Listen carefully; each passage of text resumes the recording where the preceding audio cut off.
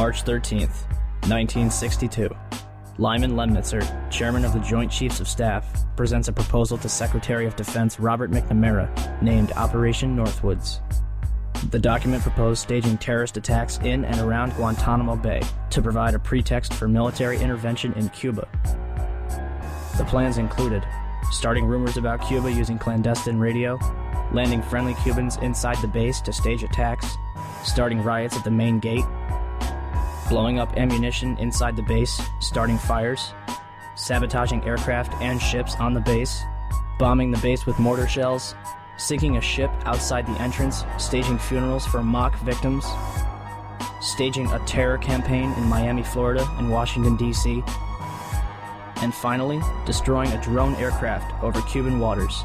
The passengers, federal agents in reality, would allegedly be college students on vacation. A plane at Eglin Air Force Base would be painted and numbered as a duplicate of a registered civil aircraft belonging to a CIA front in Miami. The duplicate would be substituted for the real plane and loaded with the passengers. The real plane would be converted into a drone. The two planes would rendezvous south of Florida. The passenger-laden plane would land at Eglin Air Force Base to evacuate its passengers and return to its original status. The drone would pick up the scheduled flight plan and, over Cuban waters, transmit a Mayday signal before being blown up by remote control. The plan is rejected by McNamara, and President John F. Kennedy personally removes Lemnitzer as chairman of the Joint Chiefs of Staff. December 1st, 1984.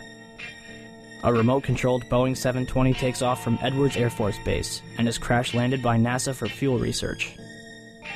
Before its destruction, the plane flew a total of 16 hours and 22 minutes, including 10 takeoffs, 69 approaches, and 13 landings. August 1997. The cover of FEMA's Emergency Response to Terrorism depicts the World Trade Center in crosshairs. February 28, 1998.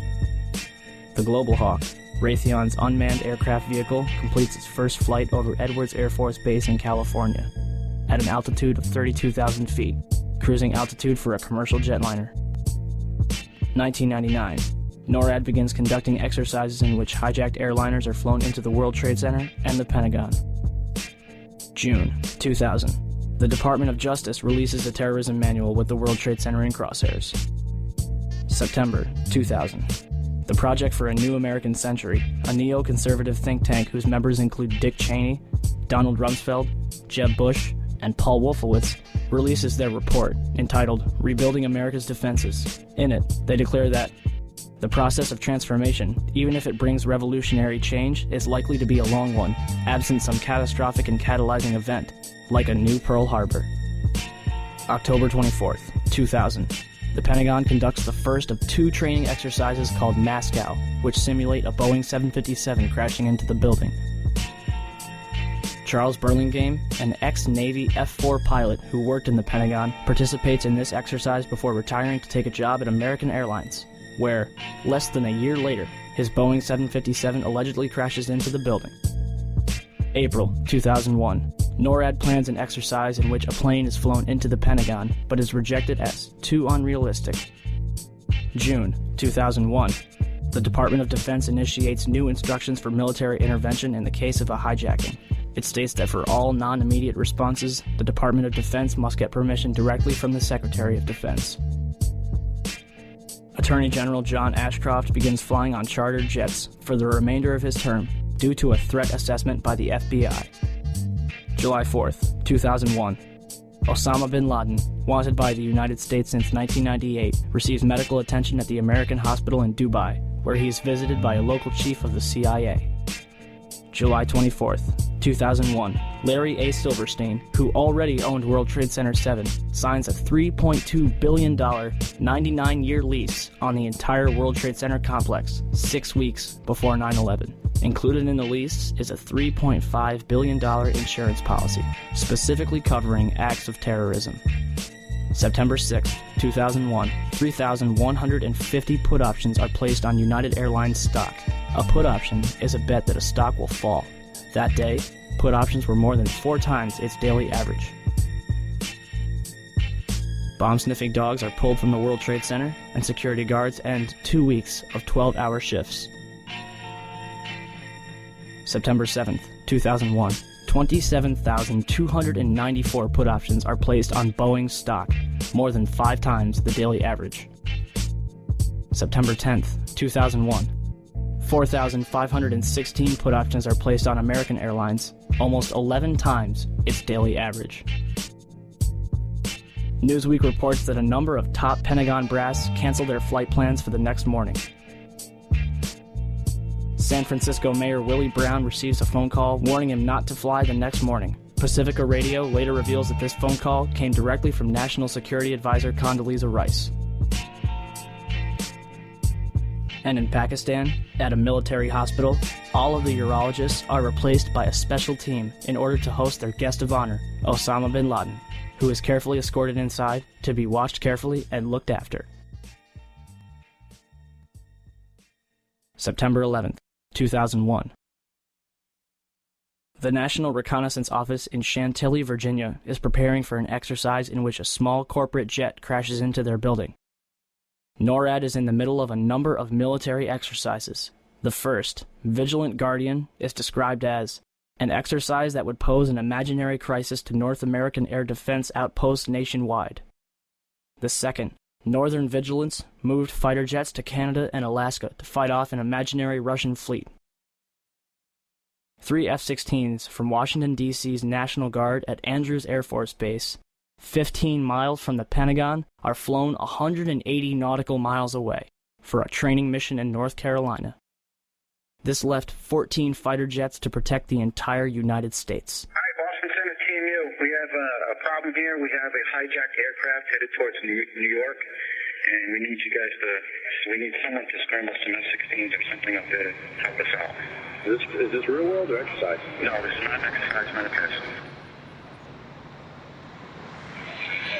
Do we want to think about scrambling aircraft? Oh, God, I don't know. That's a decision somebody's going to have to make probably in the next 10 minutes. Everybody just left the room. The first question I have is basically to get from you a sense of how you would rate the American media in their coverage of the events of the attack last September. Well, let's see. Shamefully is a word that comes to mind. This just in, you were looking at obviously a very disturbing live shot there. That is the World Trade Center, and we have unconfirmed reports this morning that a plane has crashed into one of the towers of the World Trade Center. But overall, the American journalism was cowed and intimidated by this massive flag sucking, this patriotic orgy. If you criticize the president, it's unpatriotic, and there's something wrong with you, you may be a terrorist. So in that sense, Hunter S. Thompson, there's not enough room for dissenting voices? Well, there's plenty of room. There's just not enough people are willing to take the risk. Jim, I don't know whether we've confirmed that this was an air crash, or to be more specific, some people said they thought they saw a missile. There was definitely a blue logo. It was like a circular logo on the front of the plane. It definitely did not look like a commercial plane. I didn't see any windows on the side. Mark, if what you say is true, those could be cargo planes. You said you didn't see any windows in the side? I didn't see any windows on the side. It was not a normal flight that I've ever seen at an airport. It was a plane that had a blue logo on the front, and it did not look like it belonged in this area. It's just sort of a herd mentality, a lemming-like mentality. If you don't go with the flow, you're anti-American and therefore a suspect. This is as close as we can get to the base of the World Trade Center. You can see the firemen assembled here, the police officers, FBI agents, and you can see the two towers. A huge explosion now, raining debris on all of us. We better get out of the way.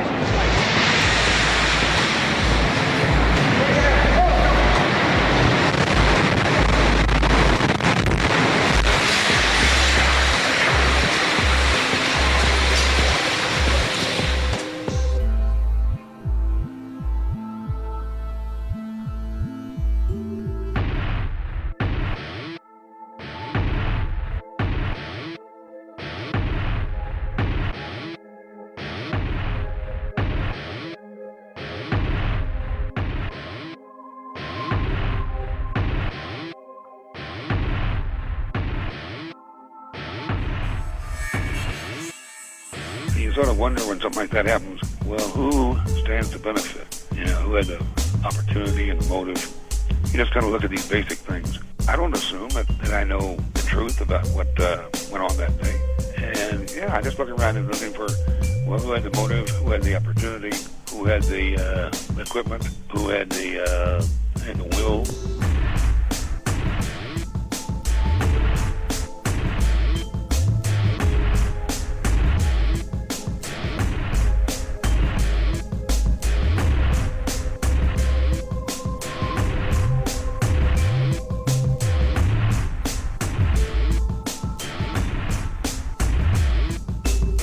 I spent enough time on the inside of, well, the White House and I've been in campaigns, and I've known enough of the people who do these things to know that the public version of the news, what an event, is never really what happened. And these people, I think, are willing to take that even further.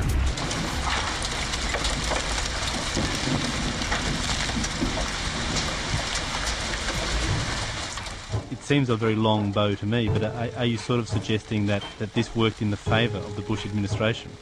Oh, absolutely. Absolutely.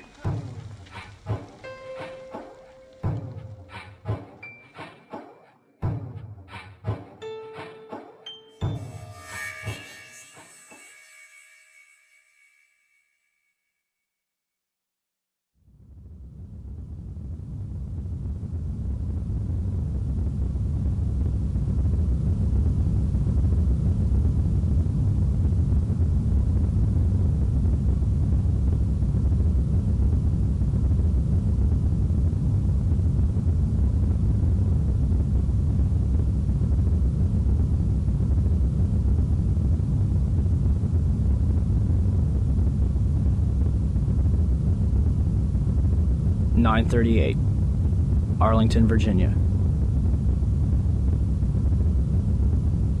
Hani Hanyour allegedly executes a 330-degree turn at 530 miles per hour,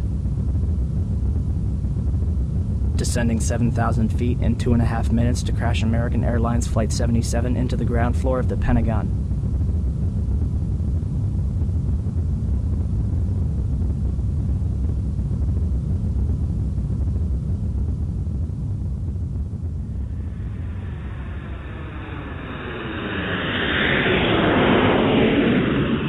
Its final approach took it directly across Interstate 395.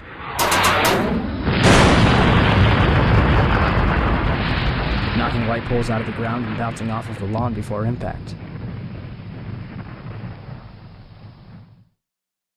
First, let's meet Hani Hanyour.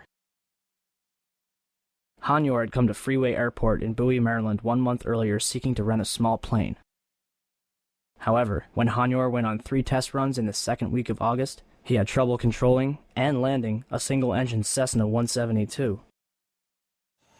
Well, my name is Marcel Bernard, and I'm the chief flight instructor here at Freeway. Hani Hanyour, well, basically what happened with him is he showed up at the airport and wanted to get checked out in the aircraft. See, he was already certified. He didn't come to us for flight training. Yeah, he already had a pilot's license. He had already earned his private instrument commercial at a school in Arizona. I don't remember the name of the school, but he already had certificates in hand. And we sometimes occasionally have pilots that come to us that don't want flight training but just want to rent our aircraft. Which is the case of Hani Hanyour. This was the case with Hani. He wanted to get checked out, as we call it, to rent our aircraft. And our insurance requires that he flies with one of our instructors to be found competent to rent. Mm-hmm. And that was the process that he was going through. The consensus was that he was very quiet, average or below average piloting skills. Mm-hmm. English was very poor. So I don't know where to. That's about the best description I can give you for his demeanor mm-hmm. at the time. Very, uneventful from our perspective. Regardless, air traffic controllers at Dulles International Airport that were tracking Flight 77 all thought that it was a military plane. Second, the light poles. On November 22, 2004, a private jet en route to Houston to pick up George Bush Sr. clipped a single light pole and crashed a minute away from landing at Houston's Hobby Airport. The wing ripped off upon impact, scattering debris over 100 yards. And yet, Flight 77 managed to tear 5 light poles completely out of the ground without damaging either the wings or the light poles themselves. Instead, they seem to have just popped out of the ground. Third, you only have to look at the photos from that day to realize that whatever hit the Pentagon did not bounce off the lawn. If Flight 77 had crash landed and skidded into the Pentagon, it would have looked like this.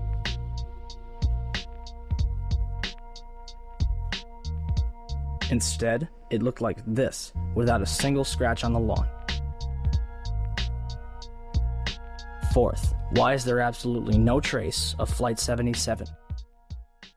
You know, it might have appeared that way, but from my close-up inspection, there's no evidence of a plane having crashed anywhere near the Pentagon. The only site is the actual site of the building that's crashed in, and as I said, the only pieces left that you can see are small enough that you could pick up in your hand. There are no large tail sections, wing sections, a fuselage, nothing like that anywhere around, which would indicate that the entire plane crashed into the side of the Pentagon. The official explanation is that the intense heat from the jet fuel vaporized the entire plane. Indeed, from these pictures, it seems that there is absolutely no trace of a Boeing 757.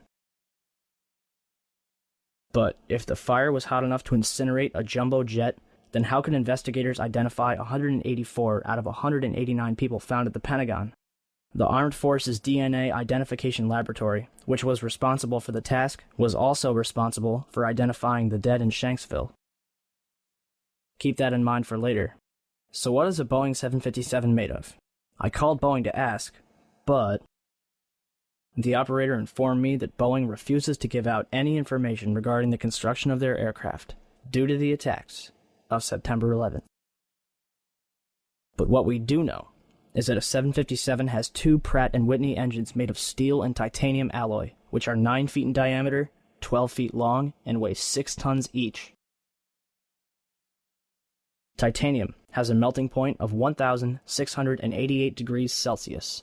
Jet fuel, also known as kerosene, is a hydrocarbon, which can retain a constant temperature of 1,120 degrees Celsius after 40 minutes, but only if the fuel is maintained. The fuel would have burned off immediately upon impact. Therefore, it is scientifically impossible that 12 tons of steel and titanium was vaporized by kerosene. Likewise, the 2 engines should have been found relatively intact at the Pentagon. Instead, there was a single turbojet engine approximately 3 feet in diameter found inside the building. After this photo was published by American Free Press, readers wrote in to suggest that the turbine was a piece from the Auxiliary Power Unit, APU, mounted in the tail section of a 757. Chris Boleyn contacted Honeywell in Phoenix, Arizona, the manufacturer of a 757's APU. An expert, speaking on the condition of anonymity, told him that there's no way that that's an APU wheel. Boleyn then contacted Pratt & Whitney and Rolls-Royce, the 2 companies that manufacture 757 engines. Pratt & Whitney pointed Boleyn towards Rolls-Royce, and John W. Brown, a spokesman for Rolls-Royce, told Boleyn that it is not a part from any Rolls-Royce engine that I'm familiar with. In an article written by Carl Schwartz, President and Chief Executive Officer of Patmos Nanotechnologies, LLC, and iNet Security Systems, he believes that the piece is a JT-8D turbojet engine from a U.S. Air Force A-3 Skywarrior. The piece in the FEMA photo is the front shaft bearing housing. Jet engines have a center shaft, which must be balanced, as well as bear seals on the front and back. The photo shows the front seal and a rotor hub missing its fan blades. These blades are easily removed in a collision such as the one found at the Pentagon. The United States Air Force has only a few A-3s left in operation, and they are stored in Van Nuys, California, at Hughes Aircraft, which is now better known as Raytheon. So if this piece didn't come from a 757, then where? And where are the engines from Flight 77? The second identifiable piece of debris was allegedly a piece of the fuselage. Skeptics have claimed that this is proof that Flight 77 hit the Pentagon, but this piece could have come from any American Airlines plane. And why is it not singed or scratched after a 530-mile-per-hour impact and a subsequent fireball? The third piece of debris was a diffuser case. Let's look a little closer at the diffuser case of a 757. Do you see the triangular bezels around the openings? Those are nowhere to be found on the case found at the Pentagon. The remainder of the debris was light enough to have been carried by hand, and employees at the Pentagon were seen carrying away a large box shrouded in a blue tarp. Why the mystery? If Flight 77 was vaporized on impact, it would be the first time in aviation history. For example, August 15, 2005, Helios Airways Flight 522, a Boeing 737 en route to Athens, Greece, crashed into a hillside at full speed. 121 passengers, all dead. Fire.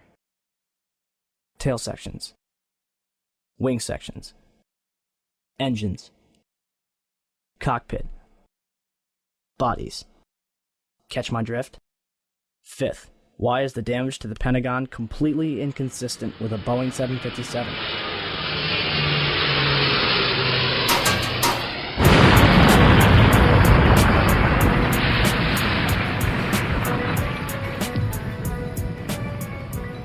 These photos were taken before the roof of the outer ring had collapsed.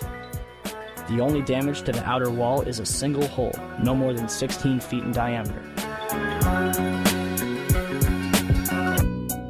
A Boeing 757 is 155 feet long, 44 feet high, has a 124-foot wingspan, and weighs almost 100 tons.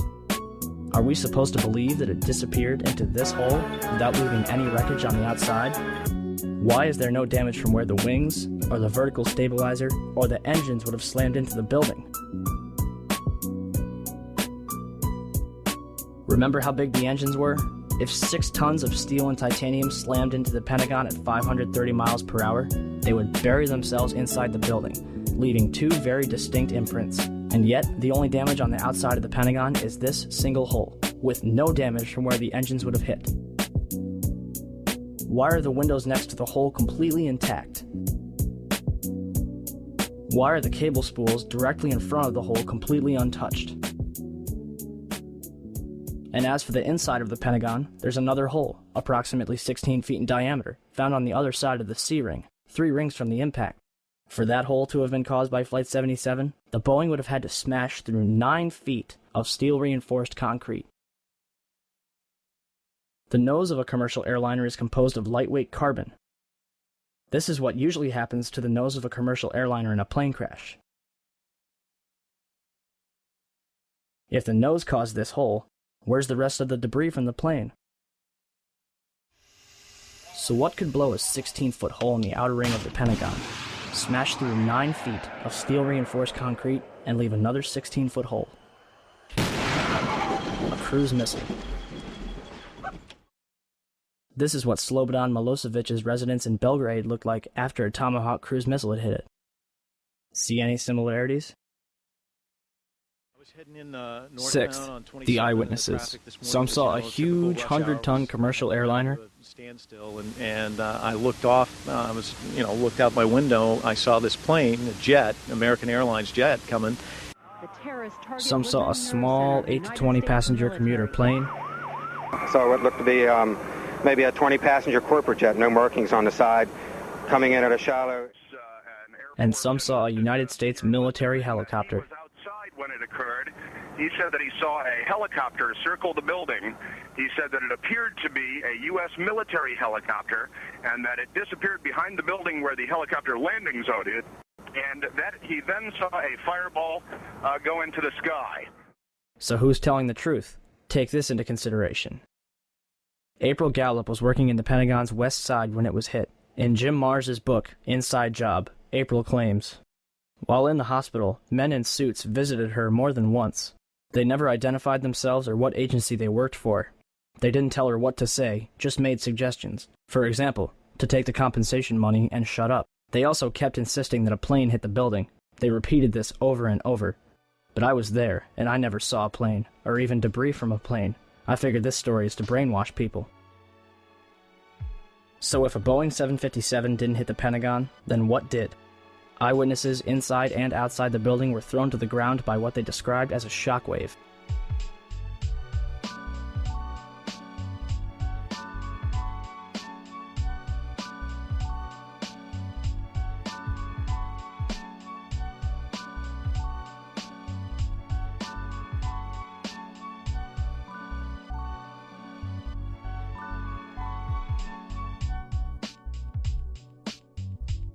Even the Sheraton Hotel, 1.6 miles away, was rocked by the blast. A number of military personnel at the Pentagon specifically mentioned smelling cordite.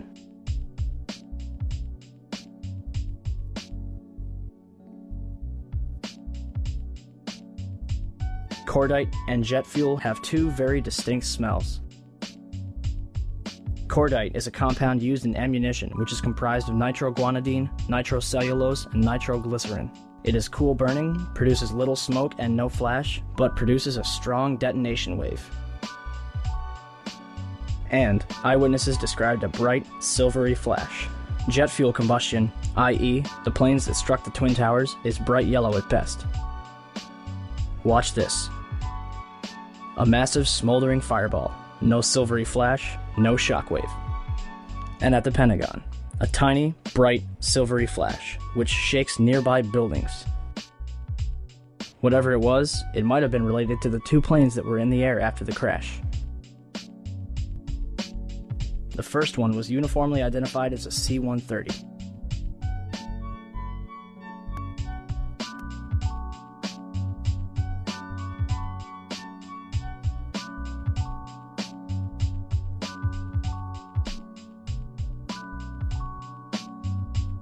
The second plane was an unmarked white plane flying over Washington, D.C.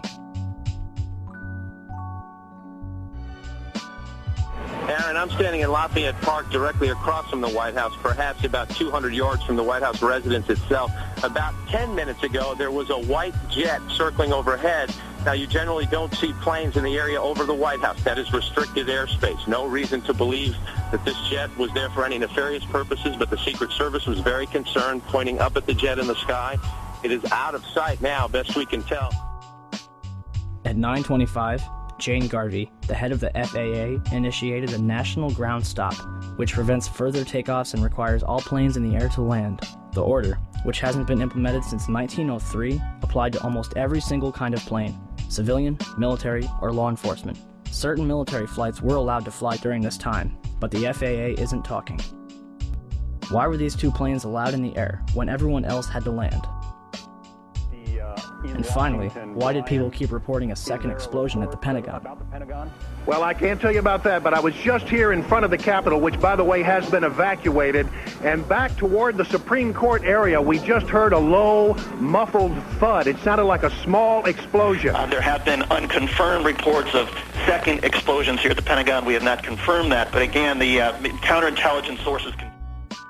Where did this fireball come from? 7th, surveillance cameras from a gas station, Sheraton Hotel, and the Virginia Department of Transportation captured the entire thing. However, the FBI was there within minutes to confiscate the tapes, including a warning for the employees not to discuss what they had seen. If the government wishes to prove once and for all that Flight 77 hit the Pentagon, all they would have to do is release one of those tapes. Instead, they released 5 frames from a camera across the heliport, even though none of them show a 757.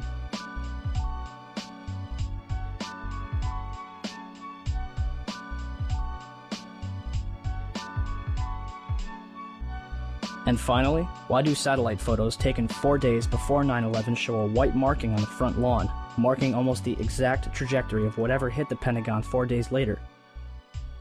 And is it merely a coincidence that the Pentagon was hit in the only section that was renovated to withstand that very same kind of attack? And that Donald Rumsfeld was safe in his office on the opposite end of the building?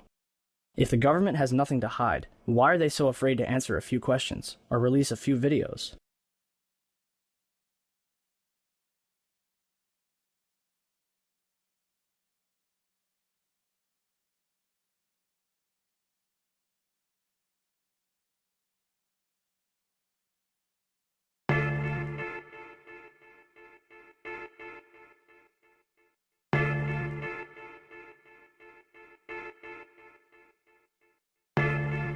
(9:59), New York City, New York. The South Tower of the World Trade Center collapses to the ground in approximately 10 seconds. 29 minutes later, the North Tower follows suit, collapsing in approximately 10 seconds.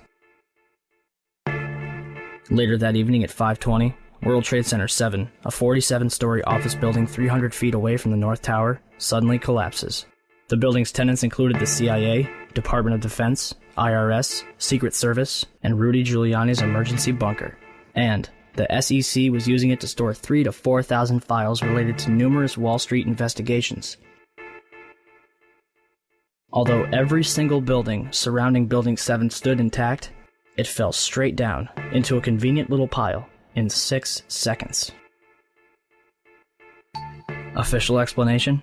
Falling debris from the Twin Towers created an internal fire, which ignited several fuel tanks inside the building. If this is true, then it would be the third building in history to collapse because of a fire. The first two would be the Twin Towers. On July 28, 1945, a B-52 bomber lost in the fog crashed into the 79th floor of the Empire State Building. 14 people dead, $1 million in damage, but the building stands intact to this day. On February 14, 1975, a 3-alarm fire broke out between the 9th and 14th floors of the North Tower. According to the New York Times, the fire leads to intense scrutiny of the towers and eventually to a decision to install sprinklers. On May 4, 1988, a 62-story skyscraper in Los Angeles burned for 3 hours and spread over 4 floors. It did not collapse. On February 23, 1991, a 38-story skyscraper in Philadelphia, built in 1973, burned for more than 19 hours and spread over 8 floors. It did not collapse. On October 17, 2004, a 56-story skyscraper in Venezuela, built in 1976, burned for over 17 hours and spread over 26 floors, eventually reaching the roof. Guess what? It did not collapse. On February 12, 2005, the Windsor Building in Madrid, a 32-story tower framed in steel-reinforced concrete, burned for almost 24 hours, completely eradicating the upper 10 stories of the building. Although the top 10 floors of the building fell, the building itself did not collapse. And yet, on September 11, 2001, two 110-story skyscrapers, completed in 1973, burned for 56 and 103 minutes, respectively, over 4 floors, before collapsing completely to the ground. One might argue that this was due to the construction of the World Trade Center. Let's look at what was inside those buildings. The Twin Towers were composed of 200,000 tons of steel, 425,000 cubic yards of concrete, 103 elevators, 43,600 windows, 60,000 tons of cooling equipment, and a 360-foot television antenna. The core of each tower was 87 by 133 feet, comprised of 47 box columns 36 by 16 inches thick. The North Tower was completed in 1970, standing at 1,368 feet tall, and the South Tower was completed in 1973, clocking in at 1,362 feet tall, making them the tallest buildings in the world until the Sears Tower was completed in 1974. And to think, the government would have us believe that these massive structures were destroyed by 10,000 gallons of jet fuel. However, eyewitnesses, video footage, and a little common sense quickly refutes that claim. The second plane hits the South Tower between the 78th and 82nd floors at 9:03 a.m.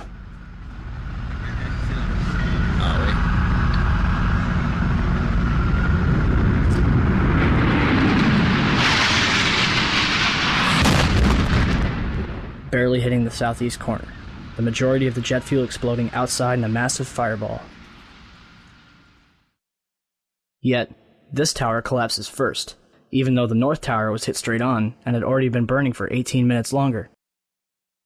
Galileo's law of falling bodies calculates the time in which an object will travel a certain distance in complete freefall.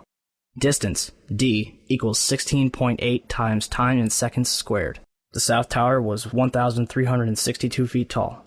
1362 equals 16.08 times 84.7, or 9.2 seconds.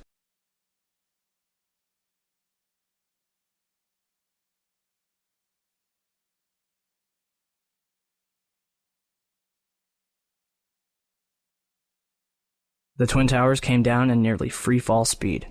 200,000 tons of steel shatters into sections no longer than a couple feet long. 425,000 cubic yards of concrete is pulverized into dust. Thousands of lives are extinguished instantly. So what brought down the World Trade Center? Let's ask the experts. Van Romero, Vice President for Research at New Mexico Institute of Mining and Technology. My opinion is, based on the videotapes, after the airplanes hit the World Trade Center, there were some explosive devices inside that caused the towers to collapse. The collapses were too methodical to be a chance result of airplanes colliding with the structures. 10 days later, certainly the fire is what caused the building to fail. Why would Romero change his mind so suddenly? Hyman Brown, Civil Engineering Professor and the World Trade Center's construction manager. It was over-designed to withstand almost anything, including hurricanes, high winds, bombings, and an airplane hitting it. Although the buildings were designed to withstand a 150-year storm and the impact of a Boeing 707, jet fuel burning at 2,000 degrees Fahrenheit weakened the steel. Kevin Ryan, Underwriters Laboratories, the company that certified the steel that was used in the World Trade Center, in a letter to Frank Gale of the National Institute of Standards and Technology. We know that the steel components were certified to ASTM E119. The time temperature curves for this standard required the samples to be exposed to temperatures around 2,000 degrees Fahrenheit for several hours, and as we all agree, the steel applied met those specifications. Additionally, I think we can all agree that even unfireproof steel will not melt until reaching red-hot temperatures of nearly 3,000 degrees Fahrenheit. Why Dr. Brown would imply that 2,000 degrees Fahrenheit would melt the high-grade steel used in those buildings makes no sense at all. This story just does not add up. If steel from those buildings did soften or melt, I'm sure we can all agree that this was certainly not due to jet fuel fires of any kind, let alone the briefly burning fires in those towers. Ryan's statements directly contradict statements from so-called experts, which claim that 2,000-degree heat inside the World Trade Center caused the towers to collapse. Days after writing this letter, Kevin Ryan was fired from his position. Not even the experts agree with each other. So what else could have caused the Twin Towers in Building 7 to collapse? 10 o'clock Eastern Time this morning, just collapsing on itself. The second building that was hit by the plane has just completely collapsed. We have no idea what caused this. Almost looks like one of those planned implosions. As if a demolition team set off, when you see the old demolitions of these old buildings, it pulled it down on itself and it is not there anymore. If you wish to bring anybody who's ever watched a building being demolished on purpose knows that if you're going to do this, you have to get at the under infrastructure of a building and bring it down. We heard another explosion, and I'm assuming that's the one that came from the lower level, since there were two. And I said, right, because it was like 18 minutes apart. Well, this is the first explosion, and there was a second explosion in the same building. There were two explosions. Okay. Federal agencies that were down there do believe that there was some sort of explosive device somewhere else besides the planes hitting. NBC's Pat Dawson is close to the scene of that attack. Pat? Just moments ago, I spoke to the chief of safety for the New York City Fire Department. Chief Albert Turry, he received word of the possibility of a secondary device, that is another bomb going off. He tried to get his men out as quickly as he could, but he said that there was another explosion which took place. And then an hour after the first hit here, with the first crash that took place, he said, there was another explosion that took place in one of the towers here.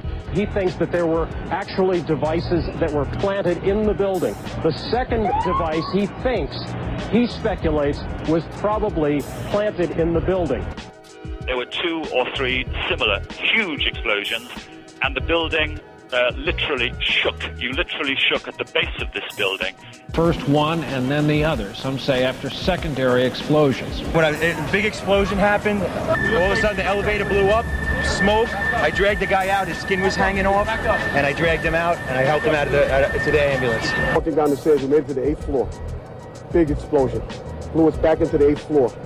Just get out of the tunnel, and it blew. The subway tunnel? Yeah. Tell us what's happening out there. Oh my We just witnessed some kind of secondary follow-up explosion on the World Trade Center number 2, the one. Secondary. We understand now there has been a secondary explosion on Tower 2. There was another major explosion. The building itself, literally the top of it, came down, sending smoke and debris everywhere. Collapsed. 5 blocks from the World Trade Center, and we were standing here when there was some sort of collapse or explosion. Do you know if it was an explosion or if it was a building collapse? To me, it sounded like an explosion. When I try to save people, the moment we heard a big explosion coming down, everything just went black. Everything came down, glass started popping, people got hurt, stuff went on top of them, and it was a big explosion. Everything got dark, real dark, like snow. The FBI is here, as you can see. They had roped this area off. They were taking photographs and securing this area just prior to that huge explosion that we all heard and felt. Coming over our radio, get out of the area, the second tower is coming down. They tell you the second tower is coming down? Yes, it's about to collapse. At 10:30, I tried to leave the building, but as soon as I got outside, I heard a second explosion and another rumble and more smoke and more dust. I ran inside the buildings, the chandelier shook, and again, black smoke filled the air. Within another 5 minutes, we were covered again with more silt and more dust. And then a fire marshal came in and said we had to leave because if there was a third explosion, this building might not last. We just saw that as well. The second tower, the only one that was standing, tower number 1, we saw some kind of explosion, a lot of smoke come out of the top of the tower, and then it collapsed down onto the streets below. David Lee, what can you tell us? John, just seconds ago there was a huge explosion, and it appears right now the second World Trade Tower has just collapsed. One eyewitness was standing among a crowd of people on Church Street, 2.5 blocks from the South Tower, when he saw a number of brief light sources being emitted from inside the building between floors 10 and 15. He saw about 6 of these flashes, accompanied by a crackling sound before the tower collapsed. Ginny Carr was attending a business meeting on the 36th floor of One Liberty Plaza, across the street from the World Trade Center, and caught the entire first attack on tape. A second explosion can be heard 9 seconds after the crash. It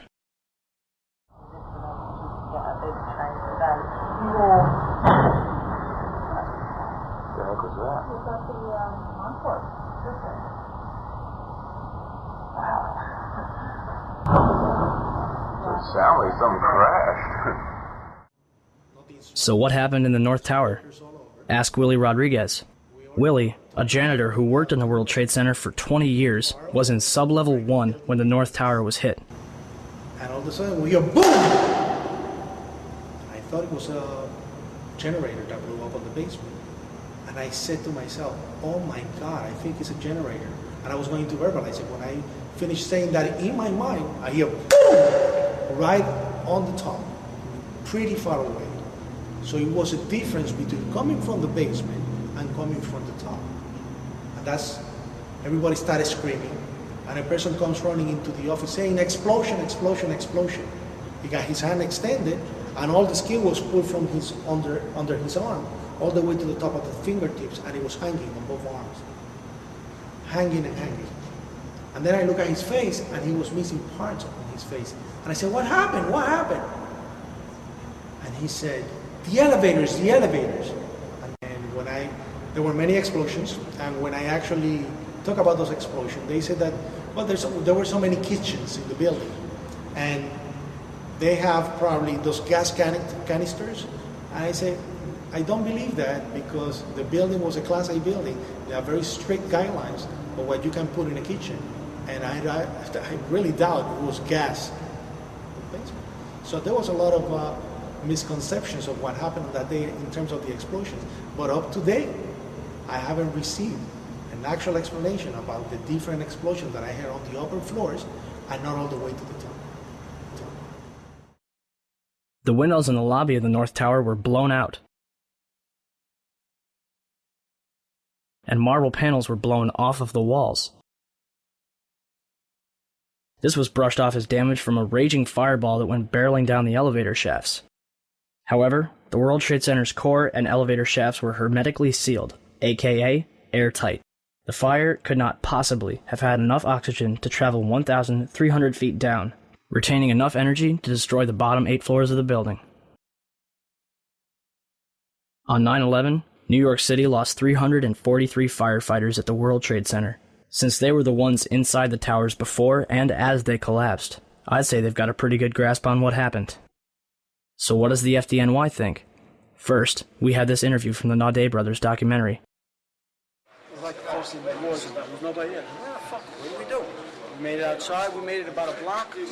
We made it at least 2 blocks, and we started running. Floor by floor, instead of popping out. It was if they had detonated. If they were planned to take down a building. Boom, boom, boom, boom, boom, boom, boom. All the way down. I was watching it and running. Just ran up West Street. And then you just sort of, this cloud of shit chasing you down. Couldn't outrun it. In these interviews, numerous members of Engine 7 described explosions preceding the collapses, not to mention the damage to the lobby of the North Tower. I heard a loud boom.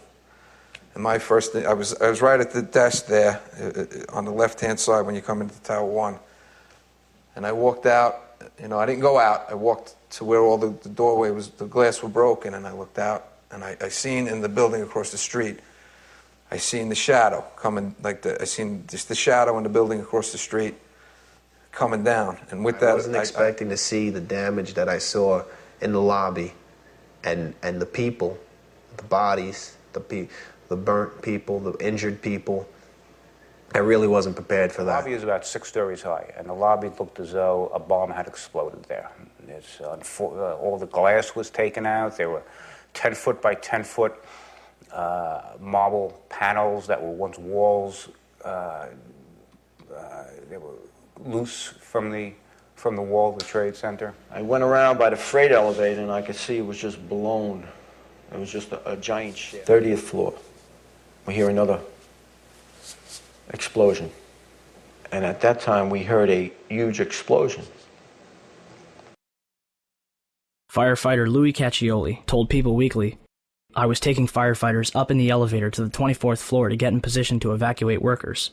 On the last trip up, a bomb went off. We think there were bombs set in the building." For more than a year, the Port Authority blocked the release of a tape of firefighters' transmissions from the World Trade Center on 9/11. In November 2002, the tape was finally released to the New York Times and other news outlets. Why did it take so long to get the tape released? I got an eyewitness who said there was an explosion on floor 7-8. 7-8. We just had another explosion. Warren Street, because of the secondary explosion. We've got numerous people covered with dust from the secondary explosion. And we got another explosion on the tower, 1013, 1013. Number 2 has had a major explosion and what appears to be a complete collapse surrounding the entire area. Who's involved in the secondary explosion at Tower 1K? I've got 5. Chief Palmer had reached the fire on the 78th floor of the South Tower and devised a plan to put it out. We got 2 isolated pockets of fire. We should be able to knock it down with 2 lines. Ready know that. 78th floor, numerous 1045 call horns. If the 78th floor was a raging inferno like the government would have us believe, then Palmer wouldn't have gotten as far as he did, and certainly wouldn't have been able to put it out. On August 12, 2005, an additional 15 hours of radio transmissions and transcripts of interviews with firefighters was finally released to the public. Firefighters described 2 events consistent with a controlled demolition: bright flashes from inside the building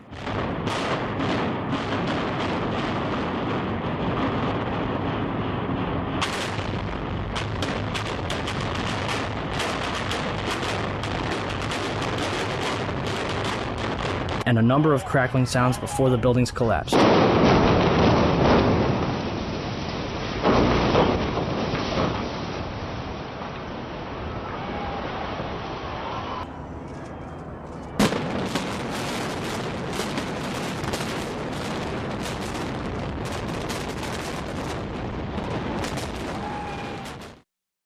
What does science have to say about the collapses? The collapse of the World Trade Center was picked up by Columbia University's observatory in Palisades, New York. The South Tower registered as a 2.1 earthquake.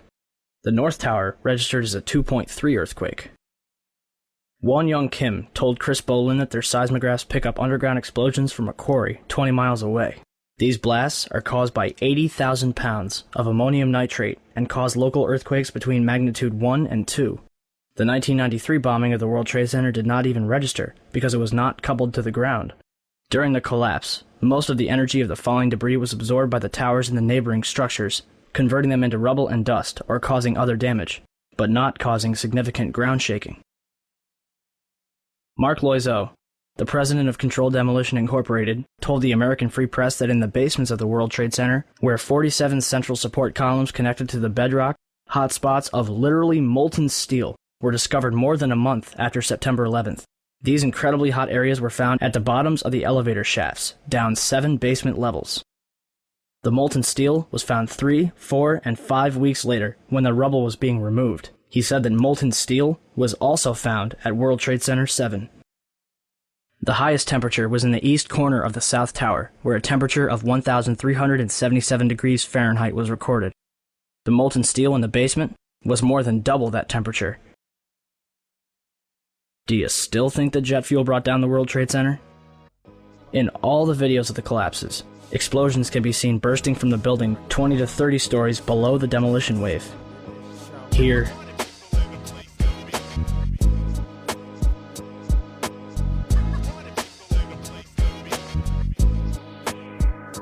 here,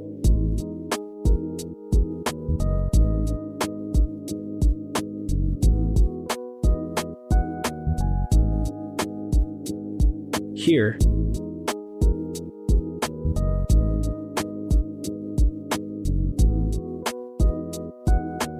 here,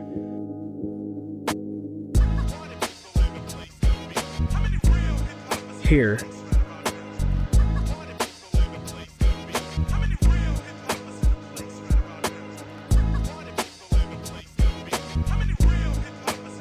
and here. Etienne Sauret was filming her documentary, World Trade Center, the first 24 hours, and caught both collapses on tape. Watch carefully.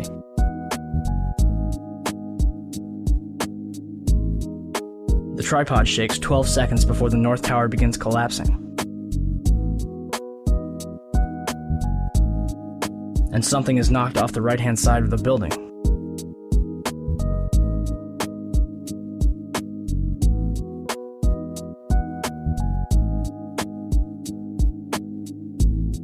You're probably asking, if there were bombs in the building, how would they get in there without anyone noticing? Ben Fountain, a financial analyst who worked in the World Trade Center, told People magazine that in the weeks before 9/11, there were a number of unannounced and unusual drills where sections of both the Twin Towers and Building 7 were evacuated for security reasons. Daria Cord, a guard in the North Tower, told Newsday that security detail was working 12-hour shifts for 2 weeks before 9/11, but on Thursday the 6th, bomb-sniffing dogs were abruptly removed from the building. So who authorized all this? President Bush's brother, Marvin, was board of directors at Securicom from 1993 until fiscal year 2000. Securicom, now known as Stratasec, is an electronic security company backed by Kuwait American Corporation, which provided security for United Airlines, Dulles International Airport, and from the early 1990s up to the day of 9/11, the World Trade Center. Marvin is also the former director at HCC Insurance Holdings, which insured parts of the World Trade Center on 9/11. More information on this was supposed to be disclosed and never was. To date, the SEC has not revealed what they have learned. If only we could examine the debris from the World Trade Center and figure out what happened. Unfortunately, Mayor Giuliani began shipping the remains off to recycling yards overseas before investigators could even examine it. Not even FEMA was allowed into Ground Zero. Essentially, they blocked off a crime scene and destroyed all the evidence. Guess who was allowed into the site? Controlled Demolition, who was also responsible for cleaning up after the Oklahoma City bombing in 1995. It gets better than that.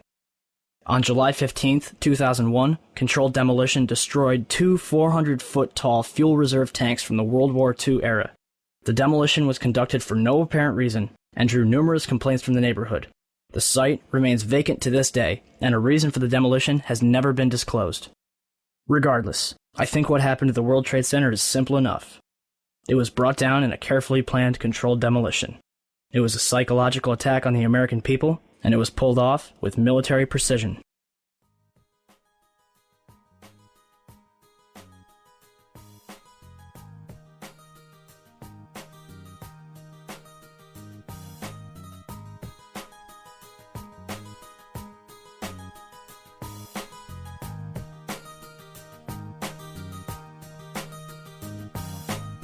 10:06 a.m., Shanksville, Pennsylvania. Flight 93 was en route from New Jersey to California with 45 passengers when it went off course at 8:56 over Cleveland, Ohio. According to the official story, Flight 93 was headed for the White House when it was overpowered by a group of passengers and crashed in Shanksville, Pennsylvania. Out of all of the events of 9/11, the one that has caused the most confusion is Flight 93. It was shot down, it wasn't shot down. However, evidence suggests that perhaps Flight 93 was nowhere near Shanksville. I want to get quickly to Chris Kanicki.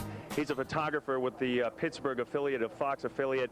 He was back there just a couple of minutes ago. And Chris, I've seen the pictures. It looks like there's nothing there except for a hole in the ground. Basically, that's right. The only thing you could see from where we were was a big gouge in the earth and some broken trees.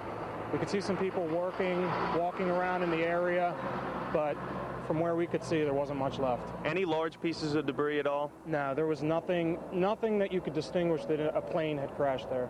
Smoke, fire? Nothing. It was absolutely quiet. It was actually very quiet. Nothing going on down there, no smoke, no fire. Just a couple of people walking around. They look like part of the NTSB crew walking around looking at the pieces. How big would you say that hole was? From my estimates, I would guess it was probably about 20 to 15 feet long and probably about 10 feet long or 10 feet wide. What could you see on the ground, if anything, other than dirt and ash? And you couldn't see anything. You could just see dirt, ash, and people walking around, broken trees.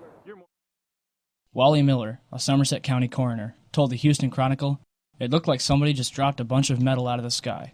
In the Washington Post, "It looked like someone took a scrap truck, dug a 10-foot ditch, and dumped trash into it." And as for the passengers, I stopped being coroner after about 20 minutes because there were no bodies there. In the Pittsburgh Review, I have not, to this day, seen a single drop of blood. Not a drop. It would seem that, on one day, for the second time in history, an entire plane, along with its passengers, disappeared upon impact. There are no signs of any survivors at the site of a Nigerian plane crash. That is the word from the Red Cross, which has a representative on site. The first pictures of the crash scene show a large crater with the Boeing 737 broken into small pieces. The plane crashed shortly after taking off from Lagos in a heavy storm. The flight was going to the Nigerian capital of Abuja and was believed to be carrying some senior Nigerian officials. So if Flight 93 didn't go down in Shanksville, then where? You ready for this? Cleveland. At 11:43 on September 11th, WCPO, a local TV station in Cincinnati, Ohio, reported that 2 planes landed at Cleveland Hopkins Airport due to a bomb threat. United Airlines identified one of the planes as Flight 93. Are you confused? Well, it gets better. Check it out. At approximately 10 a.m., Cleveland Hopkins Airport was evacuated amidst rumors that a hijacked plane was going to land. Passengers had to leave, but couldn't drive. They had to walk or hitchhike. Buses weren't allowed to leave. People were sent home. According to Associated Press and local Ohio papers, one plane landed at approximately 10:45. But Delta Airlines confirmed that their plane, Delta 1989, landed in Cleveland at 10:10. Therefore, Flight 93 landed at Cleveland at approximately 10:45. Authorities searched Delta 1989 for over 2 hours, and passengers were questioned individually. The plane dealer reported that the plane was evacuated at 12:30, but the Akron Beacon reports that a plane was evacuated at 11:15, which would make that Flight 93. Mayor White reported that the plane had 200 passengers. But a passenger from Delta 1989 describes 60 or so passengers. So at 11:15, 200 or so passengers were released from Flight 93. The passenger from Delta 1989 states that she was taken into FAA headquarters. But other reports say that passengers were brought into the NASA Glenn Research Center, located near the west end of the airport, which had already been evacuated. So, to sum up, Delta 1989 landed at 10:10, was evacuated at 12:30, almost 2.5 hours later, and 69 passengers were taken to FAA headquarters. Flight 93 landed at 10:45 and evacuated within a half hour. 200 or so passengers quickly taken to an empty NASA research center. Why did it take 140 minutes to evacuate 69 passengers when 200 were evacuated in a half hour? We can assume that the passengers from Delta 1989 are safe somewhere. The question remains, what happened to the 200 or so passengers from Flight 93? It's interesting to note that the combined total of all the passengers from all 4 flights is 198, or 243, depending on who you ask. We may never know what really happened to Flight 93, but we do know what didn't happen.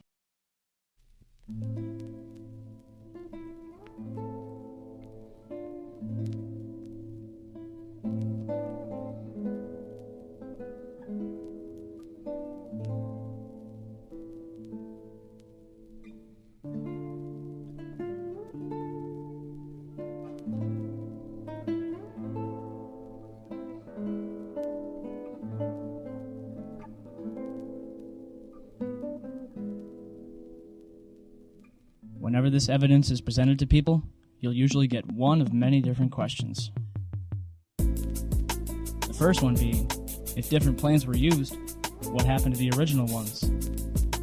Unfortunately, we may never know what really happened. But if we could examine the black boxes from the planes that were used, we could prove that they weren't the original flights. A commercial plane carries 2 different black boxes. Each black box carries one of 2 different recorders, a cockpit voice recorder and a flight data recorder. The cockpit voice recorder records sounds from inside the cockpit, including engine noise, stall warnings, and other sounds of interest. Communications between air traffic control, weather briefings, and conversations between pilots and crew are also recorded. The flight data recorder records at least 28 different parameters such as time, altitude, speed, and heading. Some also record more than 300 other in-flight characteristics, anything from autopilot to smoke alarms. The recorders themselves are made from the most impervious metals known to man, and the information is recorded along with date and time and spooled into a continuous roll. Any damage that is done to the roll is done to the outside, as opposed to the inside where the data is. The 9/11 Commission says the CVRs and FDRs from American 11 and United 175 were not found. Yet, the FBI claims to have found the passport of Satam al-Sakami, which managed to fly out of his pocket, through the explosion, and onto the streets of Manhattan below. So, 4 different black boxes, made from the most resilient materials known to man, were destroyed. Yet, a passport, made from a fragile material known as paper, managed to survive? Who writes this stuff? Ted Lepatkowitz, spokesman for the National Transportation Safety Board, told CBS News that it's extremely rare that we don't get the recorders back. I can't recall another domestic case in which we did not recover the recorders. Turns out Ted's right. Nicholas DeMasi, a firefighter who helped the recovery efforts, claims in the book Behind the Scenes, Ground Zero, "At one point, I was assigned to take federal agents around the site to search for the black boxes from the planes. There were a total of 4 black boxes. We found 3. I guess it all comes down to who you'd rather believe." FBI Director Robert Mueller said Flight 77's data recorder provided altitude, speed, headings, and other information, but the voice recorder contained nothing useful. And Donald Rumsfeld said the data on the cockpit voice recorder was unrecoverable. As for Flight 93, it was the only flight where the cockpit voice recorder was recovered. It was played for the families in April 2002, but not before they signed an agreement saying that they wouldn't talk about it. They couldn't even take notes. And for some reason, the last 3 minutes of the tape was unaccounted for. The FBI had no explanation for the discrepancy. Why would the 9/11 Commission tell us Flight 11 and 175's recorders weren't found? Why would Robert Mueller tell us that there's nothing interesting on Flight 77's? What's on the last 3 minutes of Flight 93's cockpit voice recorder? These are vital questions that need to be answered. It's an interesting postscript that Flight 93 was spotted on April 10, 2003 at Chicago's O'Hare Airport by David Friedman, a United Airlines employee who records all of his flights. The tail number, N591UA, was spotted on Flight 1111, a United Airlines 757. And according to the FAA, both N591UA and N612UA, Flights 93 and 175, are still valid. But Flights 11 and 77 are listed as destroyed. Not to mention that they were not even scheduled to fly on September 11th. Next, what about the cell phone calls? For starters, the calls themselves are extremely peculiar. Most of them are only a couple sentences long before the callers end the conversation, only to call back later. Flight attendant Betty Ong allegedly placed a call from Flight 11, according to the 9/11 Commission. Although the conversation lasted 23 minutes, only 4.5 minutes was recorded. What is your name? Okay, my name is Betty Ong. I'm number 3 on Flight 11. Okay. And the cockpit is not answering their phones. And there's somebody stabbed in business class, and we can't breathe in business class. Somebody's got mace or something. Okay, our number 1 got stabbed. Our purser is stabbed. Nobody knows who stabbed who, and we can't even get up to business class right now because nobody can breathe. Our number 1 is stabbed right now. Okay. And our number 5, our first class passengers, our first class galley flight attendant and our purser has been stabbed. And we can't get the cockpit. The door won't open. Does Miss Ong sound like a woman on a hijacked plane who just saw 3 people murdered? Why is nobody in the background screaming? Flight attendant Madeline Sweeney allegedly talked with her ground manager Michael Woodward for 25 minutes. She describes 4 hijackers. The FBI says there were 5. She says the hijackers were in rows 9 and 10. The FAA says they were all in row 8. Near the end, she screams, "I see buildings. Water. Oh my God." Madeline was a flight attendant out of Boston for 12 years. I think she would have recognized Manhattan. A man claiming to be Mark Bingham called his mother Alice, who is visiting his sister-in-law. The caller says, "Mom, this is Mark Bingham. When was the last time you called your mother and used your full name? I just want to tell you that I love you. I'm on a flight from Newark to San Francisco, and there are 3 guys on board, and they say they've taken over the plane, and they say they have a bomb. I'm calling you from the airphone." And then, "You believe me, don't you, Mom?" "Yes, Mark, I believe you. Who are these guys?" Then he was interrupted by someone who was speaking in a low-toned male voice, speaking what sounded like English. After 30 seconds of muffled sounds, the caller repeats, "I'm calling you with an airphone." His mother asks him again, "Who are these guys?" After another pause, he returns and asks again, "You believe me, don't you, Mom?" There was another pause, and the phone just trailed off. To date, none of these calls, except for Betty Ong's call to American Airlines, has been released to the public. But to be honest, none of that matters. Why? Because none of these calls could have taken place. Key Dewdney of Physics911.net conducted some research of his own. In an experiment called Project Achilles, he took a series of cell phones onto a Cessna 172 and flew up to 8,000 feet to determine the success rate as the plane got higher. At 4,000 feet, he had a 0.4 success rate. At 8,000 feet, he had a 0.1 success rate. For 32,000 feet, cruising altitude for a commercial airliner, he calculated a 0.006 success rate, less than 1 in 100th of a chance. Don't believe me? Even American Airlines has put their foot in the government's mouth.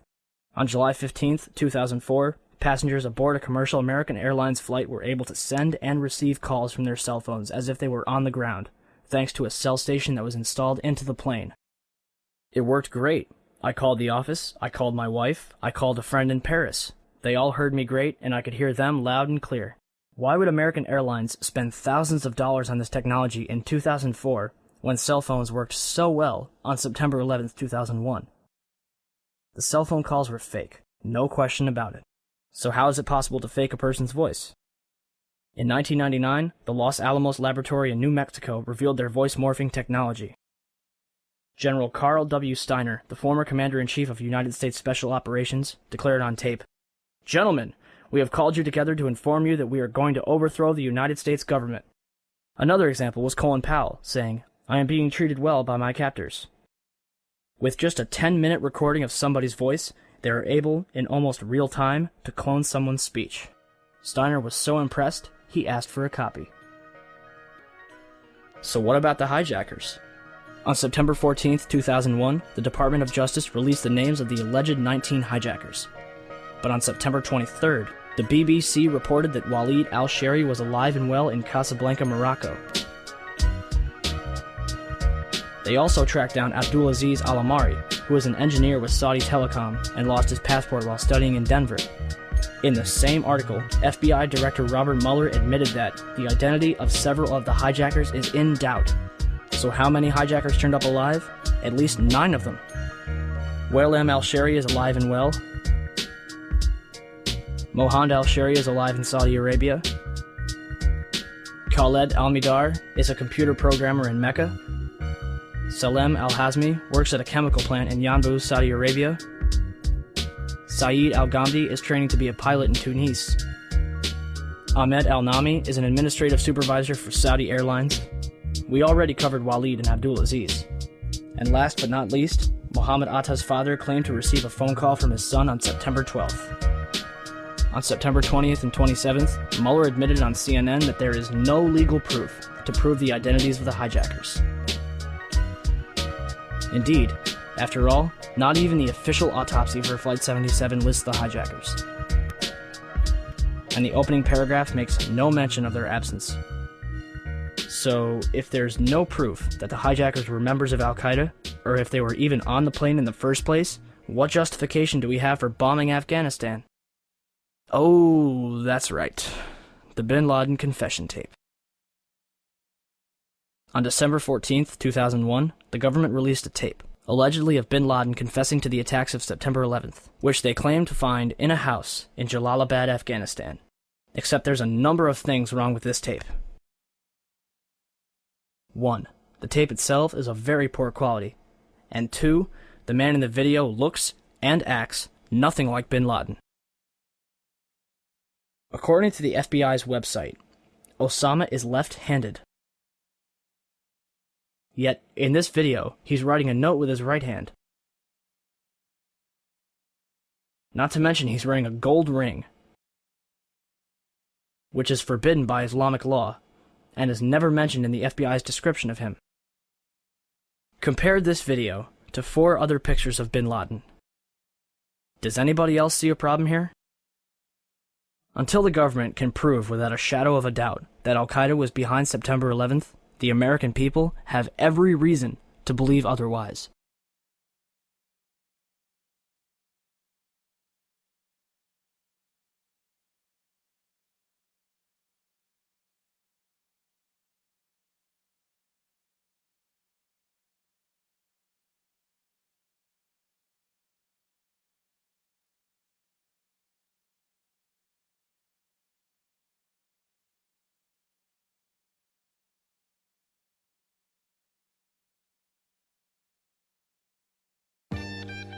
And now for the last question of all.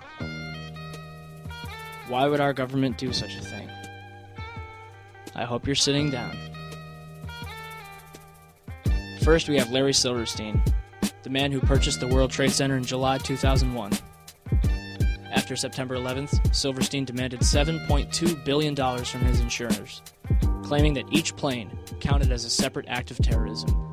However, on December 6th, 2004, the courts only reward him with $2.2 billion. Next, we have the put options that were placed on United Airlines, American Airlines, and Boeing. According to the San Francisco Chronicle, more than $2.5 million has remained unclaimed. As for 9/11 itself, Reuters reported that Comvar, a German computer company, is responsible for helping companies and accountants in New York restore their data from over 400 hard drives that were recovered from the World Trade Center's rubble. Comvar recovered information from 32 different computers that suggested insider trading took place on 9/11. Richard Wagner, an expert at Comvar. There is a suspicion that some people had advanced knowledge of the approximate time of the plane crashes in order to move out amounts exceeding $100 million. They thought that the records of their transactions could not be traced after the mainframes were destroyed. After their analysis, Comvar handed the results over to the FBI. Although the FBI was legally bound to investigate who was responsible, to date they have done no such thing. Moving on. According to Wikipedia, one of the world's largest gold depositories was stored underneath the World Trade Center. In 1993, the value of the gold was estimated at $1 billion, rumored to be owned by Kuwaiti interests. When the World Trade Center was destroyed, the amount of gold far exceeded the 1993 levels. The gold was finally recovered in its entirety in late 2001. Or was it? On November 1st, 2001, the Times Online reported that a large amount of gold was discovered in the wreckage of the World Trade Center. Mayor Rudolph Giuliani announced that more than $230 million was recovered from Ground Zero. However, the COMEX Metals Trading Division was storing gold bars for the Bank of Nova Scotia, Chase Manhattan Bank, Bank of New York, Hong Kong, and Shanghai Banking, totaling $950 million. And that's just one company. Rumor has it that over $160 billion in gold was stored in the World Trade Center. So where did all the gold go? Remember the gold that was found in November 2001? Reuters reported that it was discovered in the back of a 10-wheel truck, along with several cars, in a delivery tunnel underneath World Trade Center 5. No bodies were recovered. As workers got closer to the gold, authorities began restricting access to Ground Zero, joined by FBI and Secret Service agents. One worker, who was directed away from the tunnel, told a reporter, "If I tried to go down there, they would have shot me." Heavy machinery operators and others worked under the watchful eye of more than 100 armed officers. So let me get this straight. Gold from World Trade Center 4 was found underneath World Trade Center 5 in an empty delivery truck with an empty escort of cars. I think it's safe to say that they were running away from the South Tower. The question is, how did they know to flee from their stash when not even the firefighters inside the South Tower expected it to collapse? $167 billion in gold. $200 million is found. And that's just the money. After September 11th, President Bush had and continues to have permission to do and say whatever he wants, all under the pretext of 9/11. The Patriot Act, the Department of Homeland Security, Afghanistan, Iraq. Got him. Good. Second one. Hit the other one. It's time for America to accept 9/11 for what it was. A lie which killed thousands of people, only in turn killing hundreds of thousands more to make billions upon trillions of dollars. Are you angry yet? You should be. Every single attempt to investigate and uncover the truth behind 9/11 has been blackballed, ridiculed, and harassed by both the government and media alike for even daring to question the official story. Jimmy Walter, who spent nearly $2 million on an advertising blitz to convince people here in New York and elsewhere that 9/11 was a self-inflicted wound. Jimmy, welcome. Why are you doing this? I'm a patriot trying to defend this country from the real terrorists who have damaged and changed our country.